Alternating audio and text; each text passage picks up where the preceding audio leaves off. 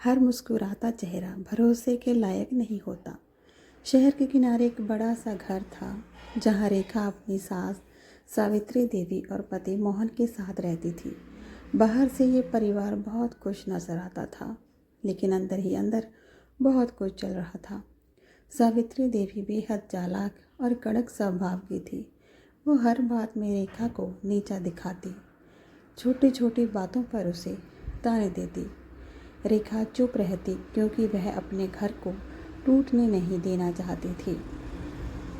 धीरे धीरे रेखा को महसूस हुआ कि घर में बहुत ही अजीब सी चीज़ें होने लगी है।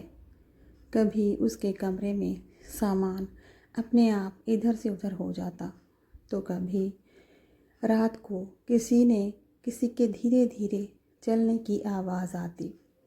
एक रात तो रेखा ने हिम्मत करके देखा, सावित्री देवी आधी रात को उसके कमरे में चुपके से आकर कुछ ढूंढ रही थी।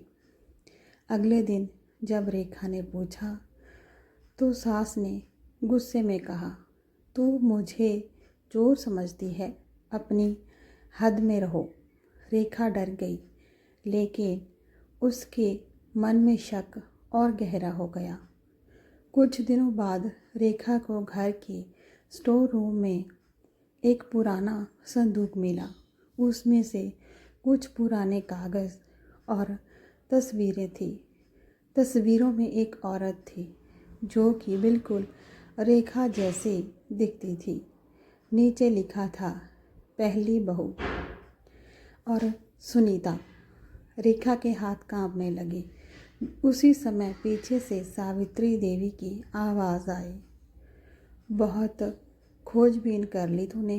रेखा ने डरते हुए पूछा। ये कौन है? सावित्री देवी मुस्कुराई, लेकिन वह मुस्कान डरावनी थी।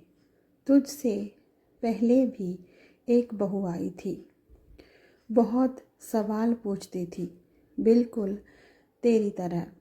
रेखा का दिल ज़ोर ज़ोर से धड़कने लगा। फिर वो कहाँ है? सावित्री धीरे धीरे उसके करीब आई और बोली, जो घर की राज जानने की कोशिश करता है वो इस घर में ज़्यादा दिन नहीं रहता।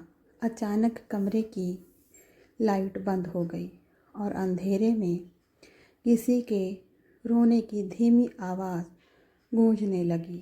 रेखा समझ गई कि यह सिर्फ सास की चालाकी नहीं, इस घर में कोई भयानक राज भी छिपा है। लेकिन असली ट्विस्ट अभी बाकी था। अगले दिन जब मोहन घर आया तो रेखा ने सब कुछ बता दिया। मोहन कुछ देर तो चुप रहा, फिर धीरे से बोला, तुम्हें ये सब नहीं जानना चाहिए था।